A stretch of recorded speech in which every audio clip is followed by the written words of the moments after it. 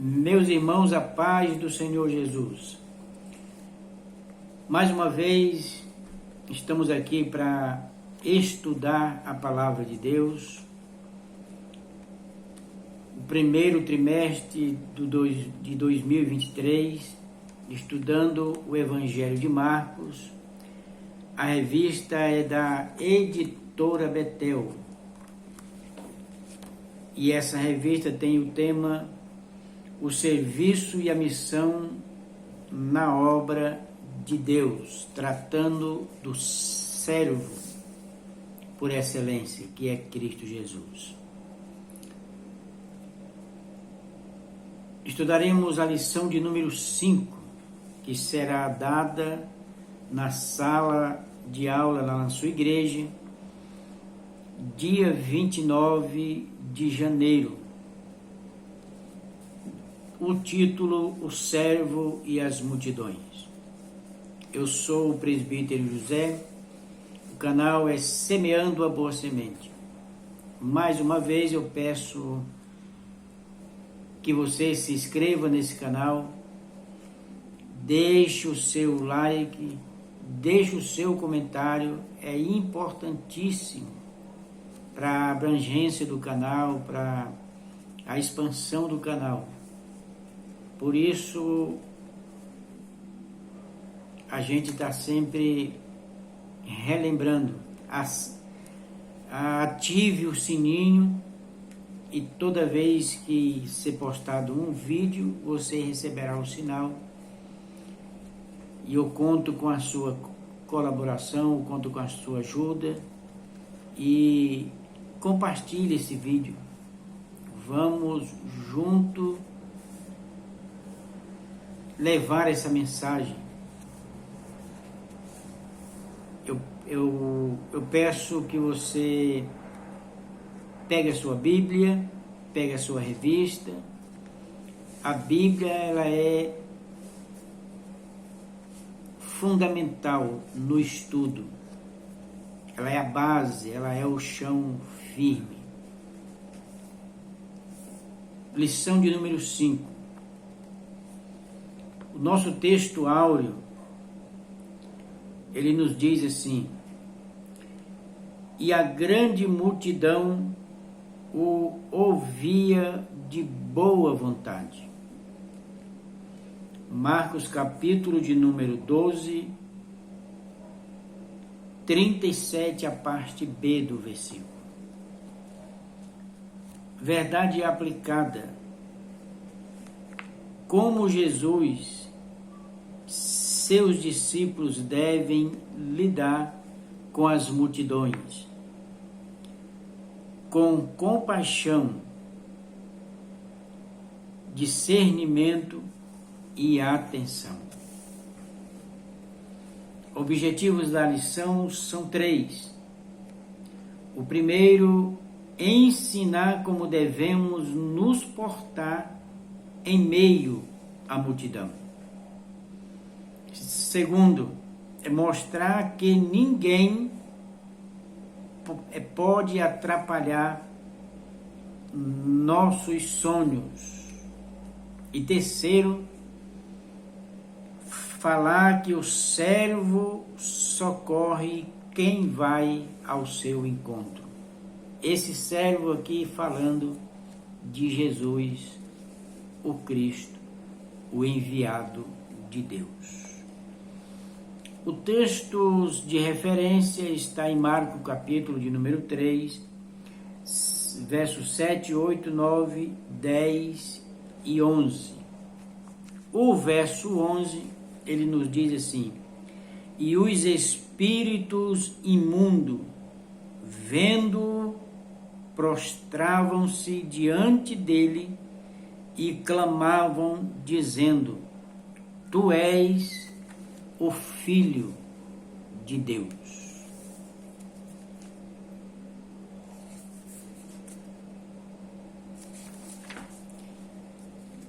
Introdução.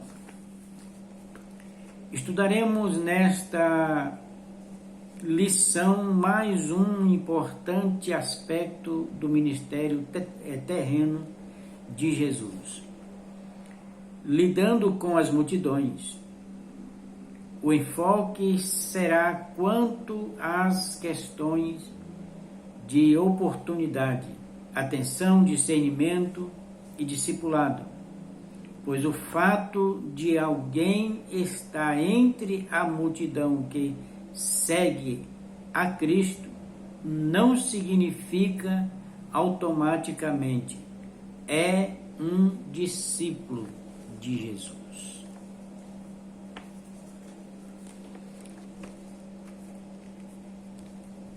Tópico de número 1. Jesus e a multidão. É belo dizer que, assim como Jesus se compadeceu da multidão, também nós, na nossa caminhada cristã, somos chamados a termos compaixão do povo. Podemos dizer que Jesus, além de saciar a fome da multidão, de igual modo a servia com seus ensinamentos. Queridos, nós vivemos um momento de muitas informações e é necessário que cada informação que recebemos seja checada, observada e pesquisada, porque muitas vezes não passa de informação. E quando nós tratamos da palavra de Deus, ela vai além da informação, ela traz ensinamento para nossas vidas, em que diz respeito ao falar, ao comportar-se e ao agir. Então, nós não precisamos apenas de informações, nós precisamos de aprender a palavra de Deus e aplicar em nossa vida, para que possamos viver de acordo com a perfeita e agradável vontade de Deus. 1.1. Atento às necessidades da multidão. O Evangelho de Marcos nos faz ver que todas as partes, as pessoas davam um jeito de irem ao encontro de Jesus para ouvi-lo e ficavam satisfeitas com seus atos de compaixão. Naqueles dias, havendo muito grande multidão e não tendo o que comer, Jesus chamou os seus discípulos e disse: Tenho compaixão da multidão, porque há já 3 dias que estão comigo e não tenho o que comer.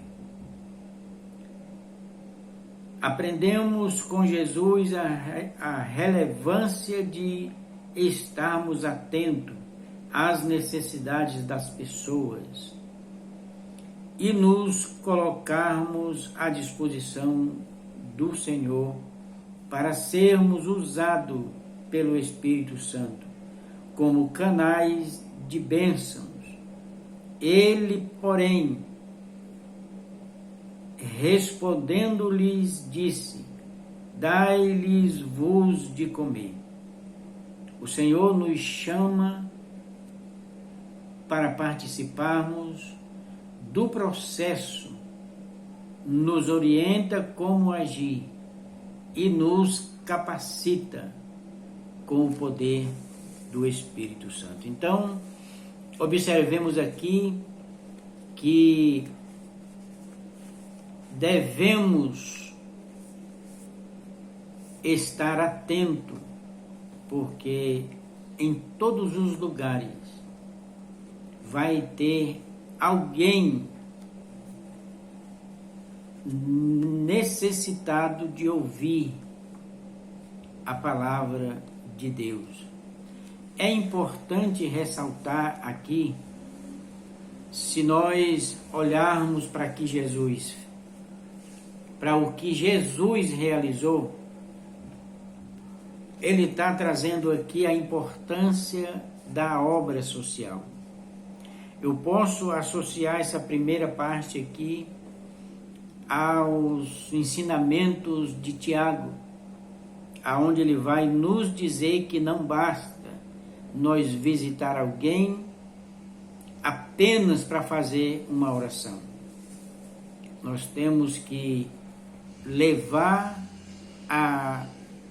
o espiritual, mas também saciar a necessidade física.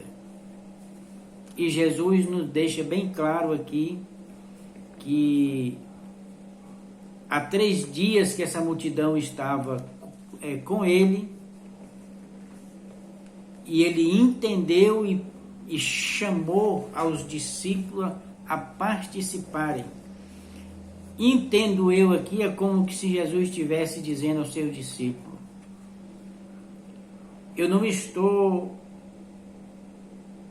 discipulando vocês, ensinando vocês apenas no ângulo espiritual, mas eu estou os capacitando para as realizações em todos os ângulos da vida. E eu quero só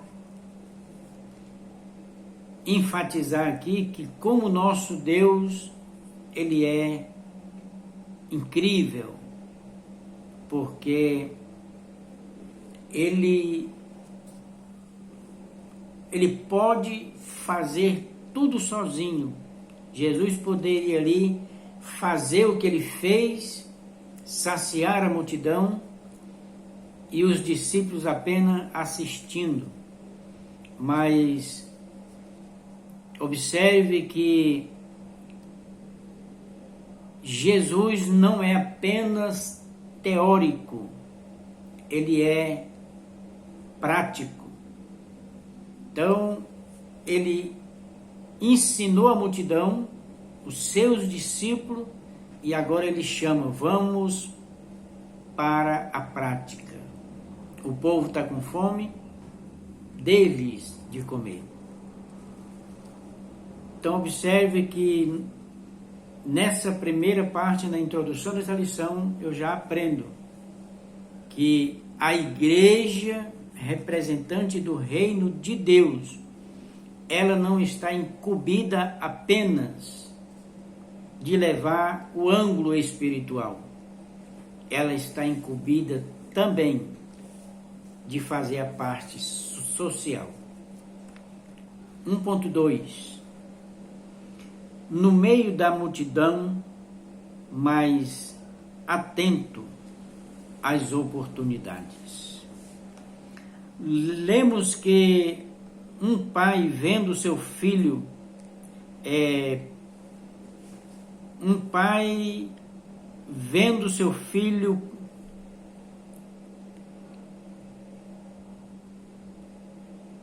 padecer,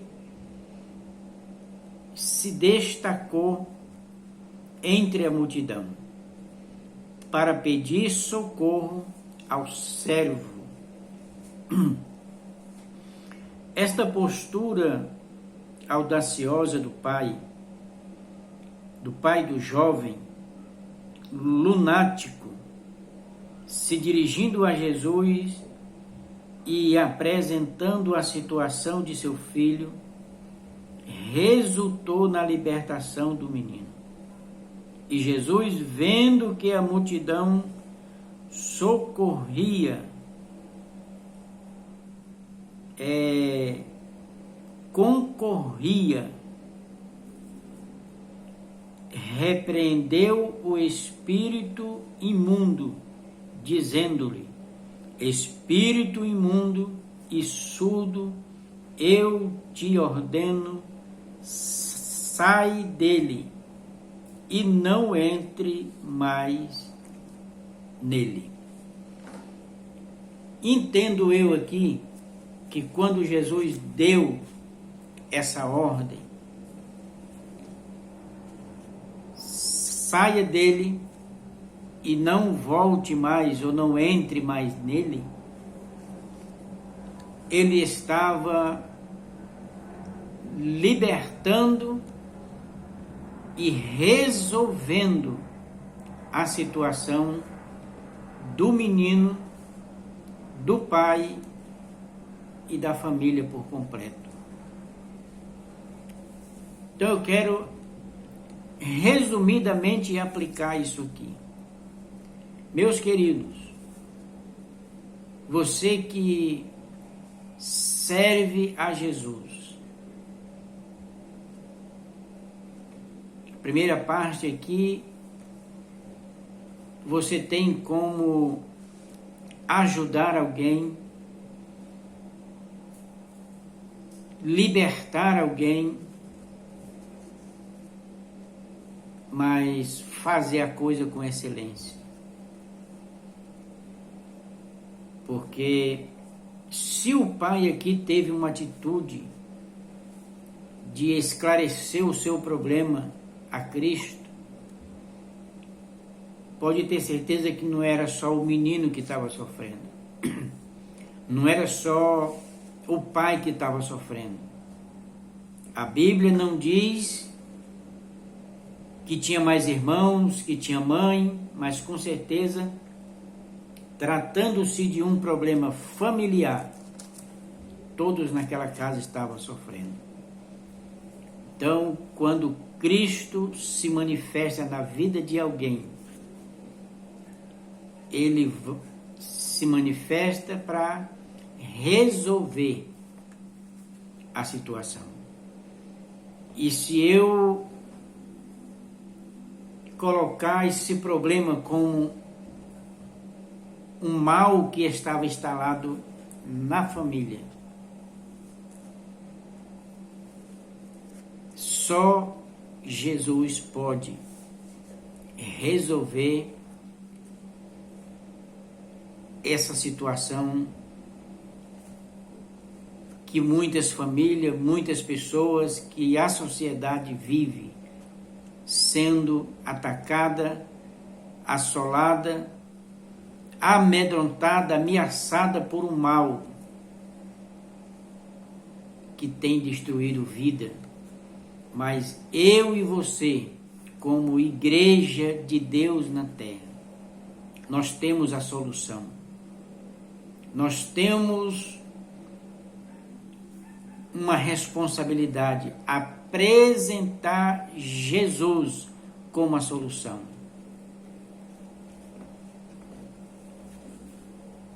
Observe que ele chama os discípulos e coloca ao exercício da prática que acabaram de aprender. 1.3 Não permita que a multidão atrapalhe a sua busca por socorro. Hoje, diante das muitas situações que surgem, que nós pode colocar aqui como impedimento, como multidão, como dificuldade, e até mesmo como desculpas, tem impedido muita gente de se aproximar de Jesus.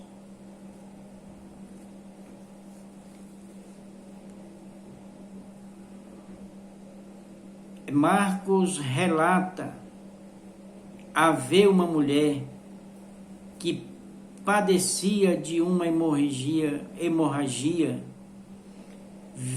visivelmente incurável ao homem e que vagarosamente destruía a sua vida. Infelizmente, irmão, hoje o evangelho que vivemos, existem infiltrados que tem atrapalhado, tem frustrado, tem decepcionado pessoas. Mas observe, quando nós de fato reconhecemos que necessitamos de Deus, não é atitudes de terceiro que vai impedir eu me aproximar de Jesus. Porque se nós observar, o cego Bartimeu estava gritando por socorro, gritando por misericórdia, e tinha alguém mandando ele se calar, ficar quieto. E a Bíblia faz questão de dizer, quanto mais o repreendiam, mais alto ele gritava. Aqueles que tentaram silenciar não foram fortes o suficiente para impedir o seu objetivo. Essa mulher também, que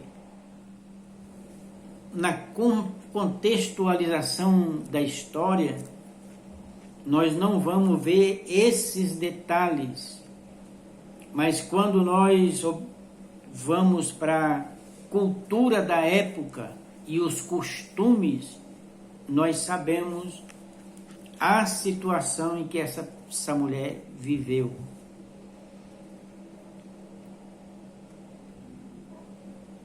A Bíblia vai dizer que ela gastou todos os seus bens.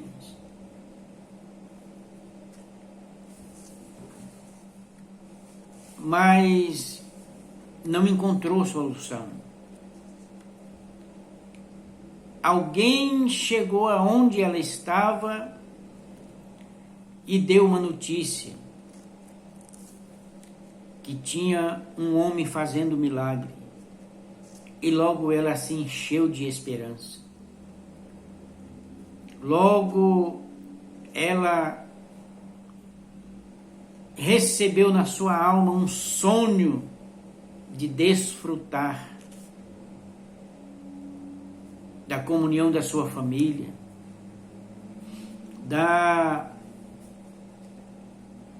desfrutar dos privilégios da sociedade. O sonho e a esperança se uniram e deram força para essa mulher, a impulsionaram, e ela colocou no coração: eu vou ao encontro desse homem, e eu tenho certeza que não precisa muita coisa. Eu me aproximar dele e tocar pelo menos nas suas vestes, eu vou me livrar desse mal. Então, queridos, a igreja, ela nunca pode servir de impedimento para alguém conhecer ou se aproximar de Cristo. Porque as pessoas estão sedentas para conhecer Cristo, mas muitos têm se tornado muralhas, divisas, fronteiras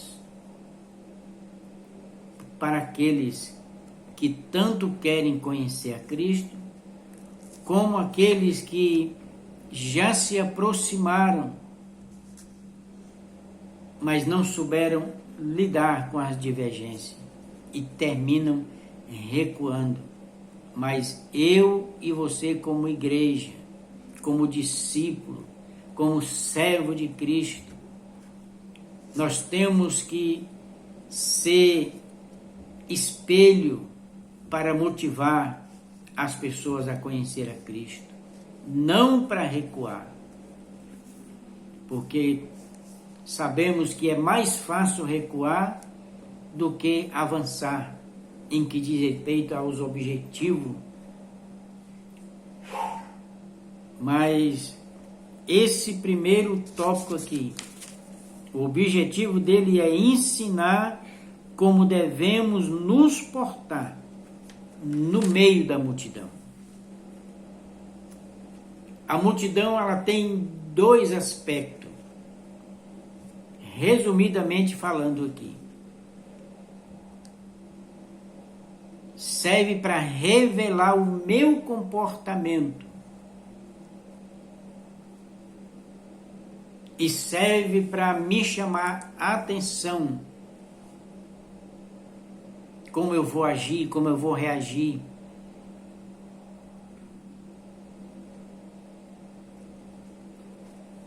Então observe, a multidão, ela pode revelar quem eu sou como servo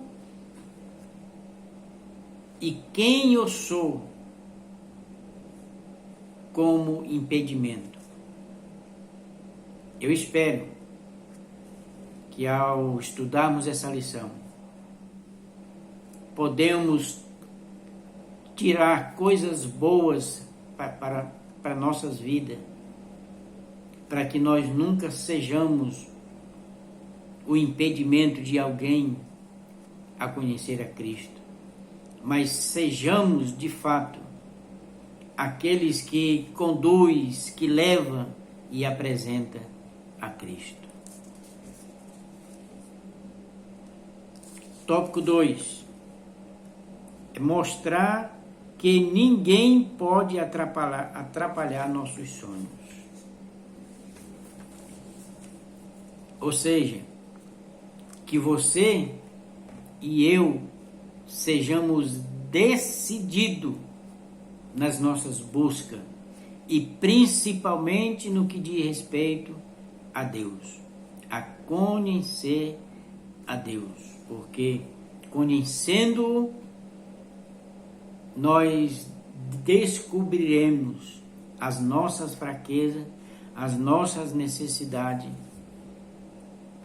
e principalmente o grande propósito e projeto de Deus para nossas vidas. As multidões que seguiam Jesus. Olhando para essa palavra, esse título, no plural, é até estranho. Quantas multidões seguiam? Não era só a multidão? Aonde Jesus estava tinha uma grande multidão, mas aqui está no plural. Por quê? Acompanhe comigo. Descortinando os fragmentos da história, veremos no presente tópico 3 tipos de pessoas, dentre outras, que faziam parte da multidão. A multidão dos curiosos, a multidão dos desprovidos, a multidão dos curiosos, dos acusadores. Então, no meio da multidão tinha 3 classes.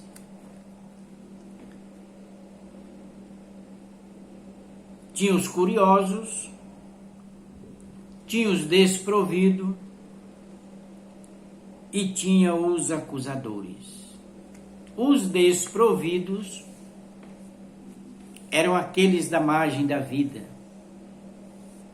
eram os renegados, era de fato o que Jesus classificou como pobres de espírito, os que tinham sede de justiça, os que viviam chorando, desesperado, mas de repente eles foram consolados. Mas tinham os acusadores, que os acusadores são os que reprovam, não fazem e criticam os que fazem e como fazem.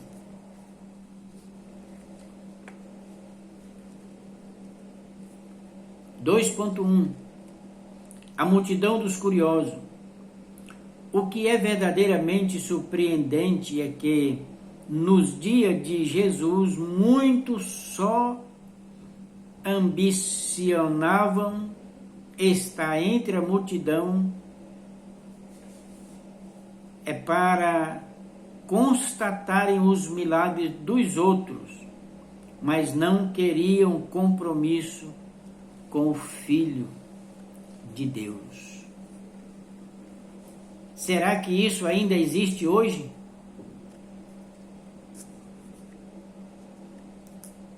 Pessoas que querem apenas um alívio, ou ver se acontece mesmo algo no meio da igreja. São os curiosos.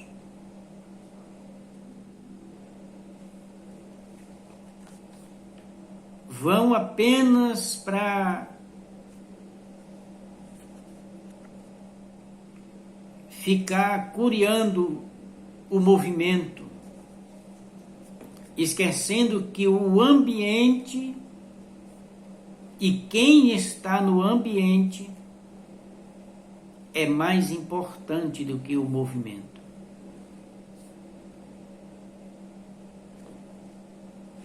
É por isso que nós, olhando para o servo por excelência que é Cristo, do jeito que ele se portava no meio da multidão,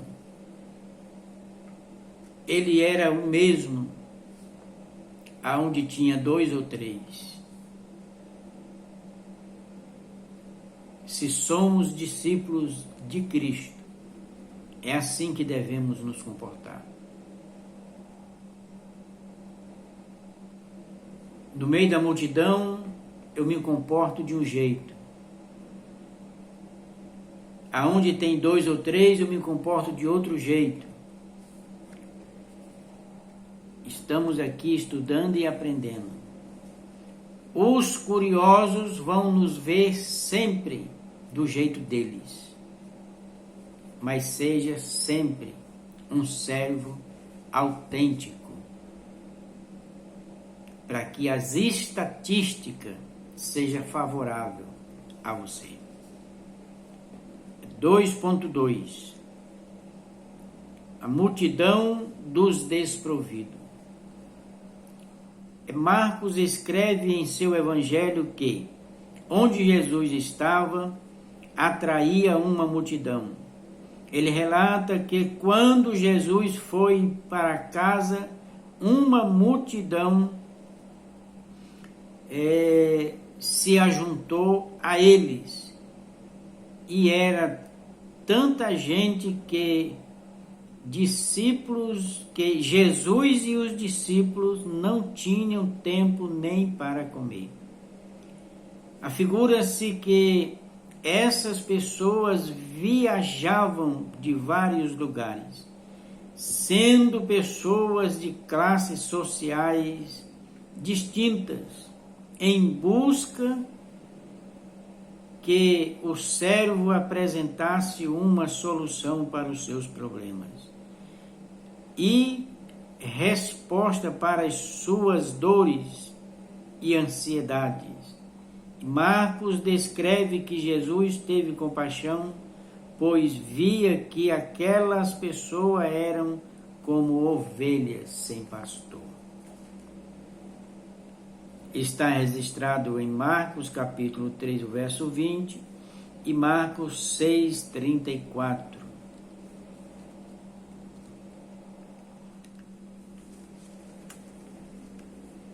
A nossa ida, eu vou atualizar isso aqui. A nossa ida à igreja, a sua ida à igreja, vá com objetivo, vá com expectativa, porque na igreja, num culto, aonde Deus age, onde Deus se manifesta, realiza, você pode ser surpreendido.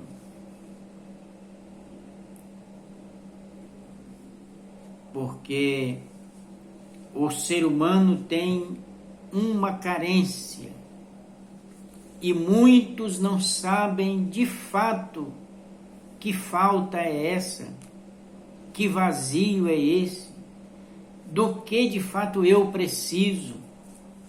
Nós lemos aqui a questão da ansiedade. Hoje é um mal que assola a todas as camadas. Não sabe se é pela correria, se é pelos planos e sonhos e expectativa que não dá certo. O certo é que o ser humano está enfermo, sendo muitas vezes disperso na vida,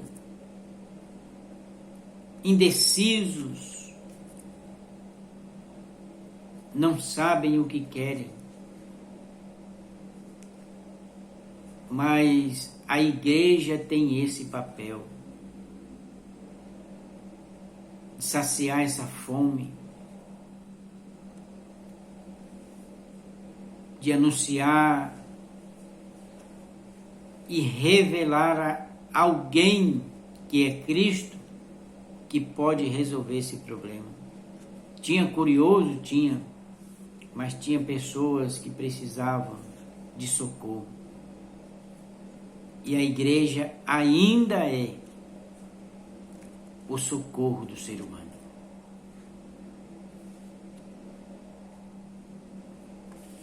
Então observe, o primeiro subtópico falou da multidão dos curiosos. Vamos lá para ver o que vai acontecer. 2.2, multidão dos desprovidos. Ninguém se importava, se sentiam rejeitados, renegados.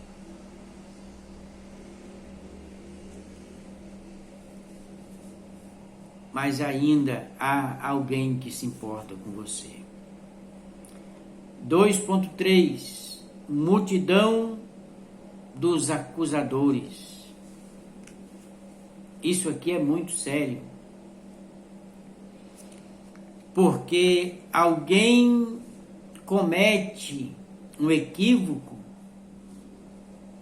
um ato indevido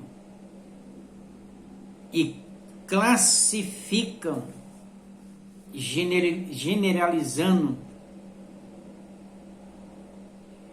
colocando tudo num pacote.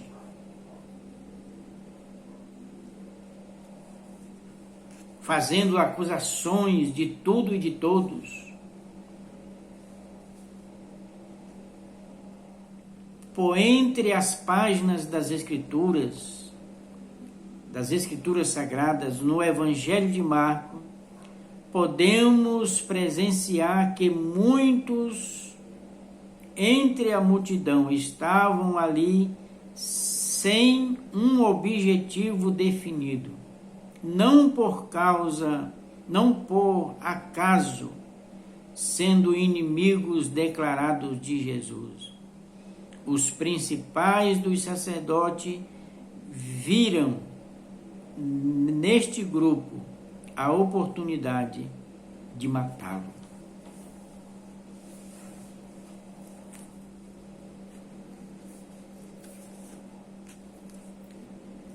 Então existem os curiosos, mas existem os desprovidos.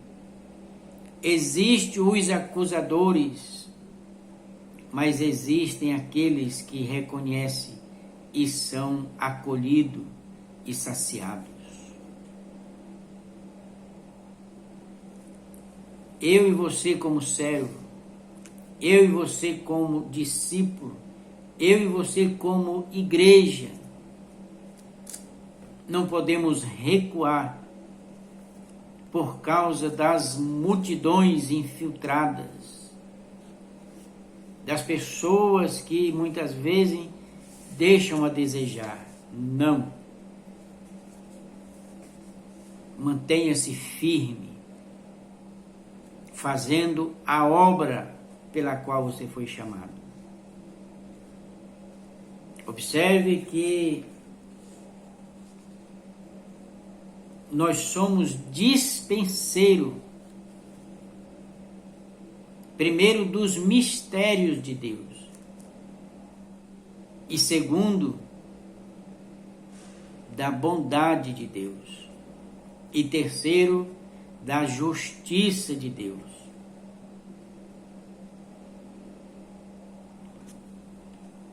Quando nós anunciamos o Evangelho, anunciamos para curiosos, anunciamos para acusadores, mas anunciamos também para os desprovidos dessa vida.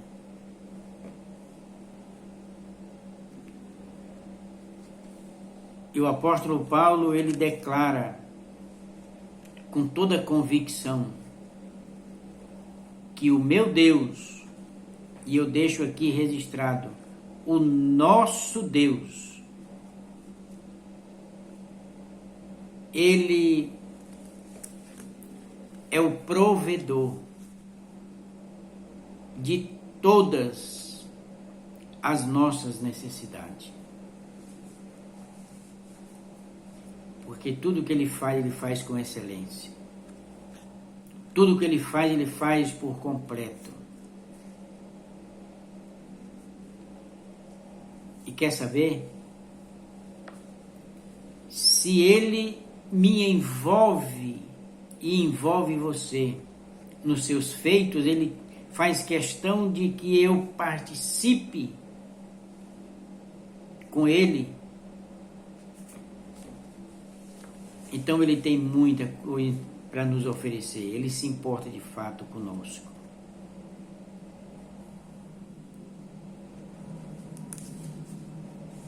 Não seja uma multidão de curiosos. Não seja uma multidão de acusadores. Mas seja aqueles desprovidos em várias áreas da vida. E Jesus tem o que você precisa. E quando ele saciar você, satisfazer você, você tem algo para oferecer a alguém. Porque ele não está apenas resolvendo o seu problema. Ele está lhe chamando e vai lhe enviar para resolver o problema de alguém. 3.3 ponto 3. Os três grupos entre a multidão. Os evangelhos, em um panorama geral, identificam alguns grupos de discípulos de Jesus entre a multidão que o seguia. Assistimos nas Sagradas Escrituras que muitas pessoas tiveram contato com ele. Entretanto, devemos nos aperceber que estes três grupos conseguiram se distinguir entre os demais. São os 70 discípulos que se destacaram entre a multidão. Os 12 discípulos que se destacaram entre a multidão. E os 3 discípulos que se destacaram entre a multidão. Então, observe. No meio da multidão, ele selecionou, ou escolheu, ou chamou 70. É significativo notar que, dentre aquela multidão que seguia Jesus, ele separou 70 homens para irem a cada 2 anunciar o evangelho do reino. E depois disso, designou o Senhor ainda outros 70 e mandou-os adiante da sua face, de 2 em 2, a todas as cidades e lugares onde ele havia de ir. Por que que nós temos que anunciar o Evangelho de Jesus? Esses aqui anunciaram que Jesus ia passar naquela cidade, que Jesus ia de encontro àquela sociedade. Hoje a mensagem é a mesma, talvez configurada diferente, aonde a igreja, o que a igreja anuncia? A volta de Jesus. É a mensagem que não pode ser interrompida, não pode parar de anunciar. Jesus vai voltar.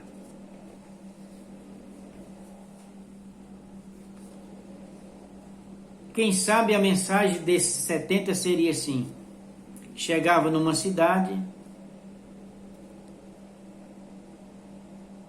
e anunciava: já ouviram falar de Jesus? Talvez alguém dizia: a gente já ouviu falar. E talvez outros diziam: não, nunca ouvi. Se prepare, porque ele vai passar por aqui.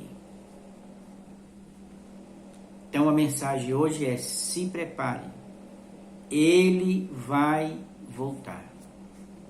Vai passar por aqui mais uma vez. E você vai estar esperando? Você crê mesmo nesse negócio?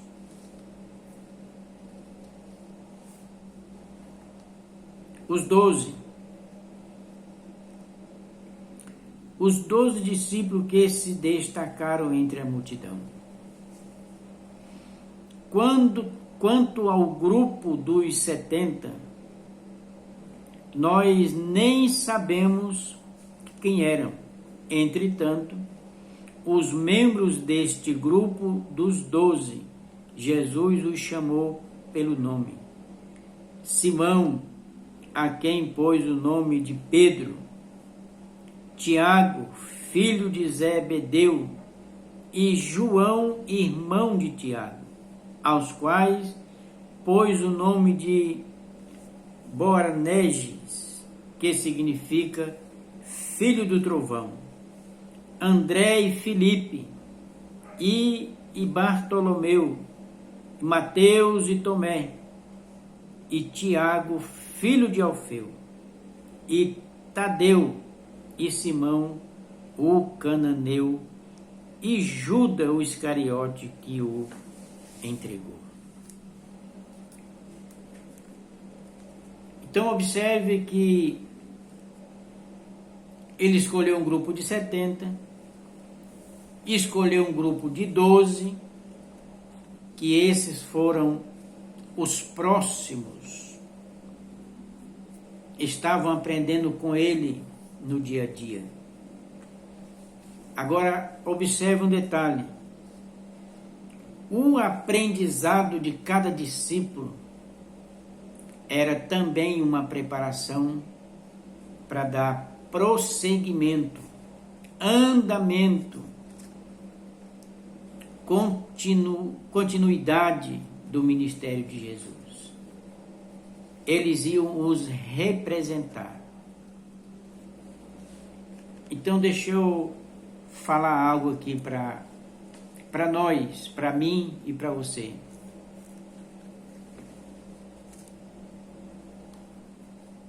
Se você está na igreja e não é muito afeiçoado a um culto de ensino, a uma escola bíblica, eu aconselho você a exigir de você mesmo a participar desses dois cultos. Porque se nós atualizar isso aqui, era o que os discípulos viviam com Jesus o tempo todo. No discipulado, aprendendo teoricamente e praticando, sendo preparado.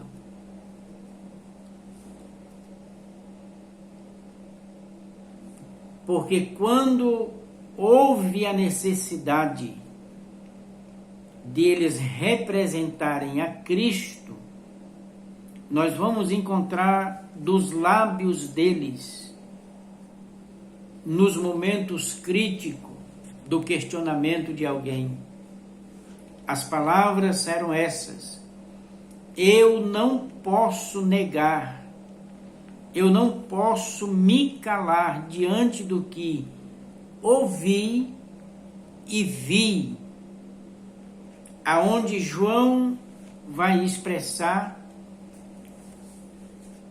no seu evangelho, no capítulo 1 e o verso 14. Ele vai expressar que nós vimos a sua glória, como a glória do unigênito do Pai. Então eles eram próximos, eles de fato tiveram intimidade, e é isso que nós devemos ter, para poder falar quem é Jesus, da característica específica de Jesus, e agir como ele agiu e age.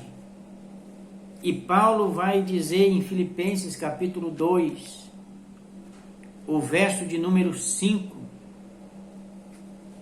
que os mesmos sentimentos, os mesmos pensamentos que houve em Cristo Jesus tem que estar em nós. Os três que se destacaram, dentre os 12 discípulos que Jesus separou para estar mais próximo dele, 3 se destacaram. Podemos visualizar no Evangelho de Marcos que em 3 momentos somente, Pedro, Tiago e João estiveram ao seu lado. Na ressurreição da filha de Jairo, no momento da transfiguração de Jesus e na noite em que foi traído e preso. É tão somente Pedro, Tiago e João seguiram Jesus a um ambiente um pouco mais particular no jardim.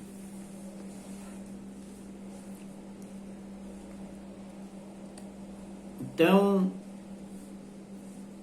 tem aqueles que estão em sua volta, que aqui nós estamos aprendendo sobre a multidão. Tem aqueles que recebem uma ordem e são enviados e vão levar a mensagem. Mas tem aqueles que viram e contemplaram de perto. Mas tem 3 que se destacam. Tinham intimidade, desfrutavam de coisas privilegiadas. E eu posso definir que no meio dos 3, o comentarista aqui não mencionou, mas eu quero fazer menção. Observe, tinha 70, um grupo de 70, dos 70 baixou para 12, dos 12 baixou para 3, e dos 3 tinha um que ouvia o coração do Mestre, que participava muito próximo das suas emoções. É assim, A vida é assim. Agora, se você quiser um ministério de convicção, de certeza, se aproxime de Deus, de Cristo, o máximo que você puder. Agora tenha uma certeza: Deus é luz. E quanto mais nós nos aproximamos da luz, mais nós descobrimos que temos defeito. Porque Ele não é apenas luz, Ele é a revelação da vida. E eu preciso me conhecer. E para me conhecer, eu dependo dele que me conhece. Em outras palavras, primeiro eu reconheço que sou um pecador. Segundo, eu reconheço que eu preciso de ajuda para me livrar desse mal chamado pecado. E terceiro, eu preciso me aproximar o máximo dessa luz, para que seja revelado em mim o que eu tenho que descartar ou consertar. E só Deus pode fazer isso. Você quer ouvir o coração de Jesus bater forte? Você quer desfrutar das emoções de Jesus?